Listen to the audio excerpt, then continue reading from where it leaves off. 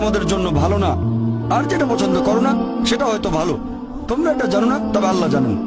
উদাহরণস্বরূপ ধরেন একজন তরুণ ছেলে, বয়স হয়তো 20 বছর, সে দোয়া করছে, হে আল্লাহ সুবহানাহু ওয়া তাআলা একটা BMW দিয়ে দাও। জানি না BMW নাম শুনেছেন কিনা, BMW মোটরসাইকেল। আমি চাই একটা BMW মোটরসাইকেল, খুব ভালো মোটরসাইকেল। ছেলেটা দোয়া করলো, আল্লাহ সাড়া দিলেন না। হয়তো আল্লাহ জানেন যে আল্লাহ যদি তাকে মোটরসাইকেল দিতেন, সে অ্যাক্সিডেন্ট করতো, পা ভেঙে ফ্র্যাকচার হতো, পঙ্গু হয়ে পড়ে থাকতো। তাহলে এখানে আল্লাহ সুবহানাহু ওয়া তাআলা তার ডাকে সাড়া দিয়েছেন সাড়া না দেওয়ার মাধ্যমে। আল্লাহ তার ডাকে সাড়া দিয়েছেন সাড়া না দেওয়ার মাধ্যমে। আল্লাহ তাকে মোটরসাইকেল দেননি কারণ সে ভালো বান্দা, সে খুব ভালো মানুষ, সে যা যাচ্ছে তা ভালো হবে না আমি জানি, কিন্তু সে জানে না, তাই আল্লাহ দিচ্ছেন না। এভাবে আল্লাহ সাড়া দিচ্ছেন সাড়া না দেওয়ার মাধ্যমে। আবার কিছু লোকজন আছে, যেমন আল্লাহ বলেছেন পবিত্র কোরআনে সূরা বাকারা অধ্যায় নম্বর 2 আয়াত 15-16, এখানে ভণ্ডদের কথা বলা হচ্ছে। আল্লাহ তাদের রশি দেবেন, তারা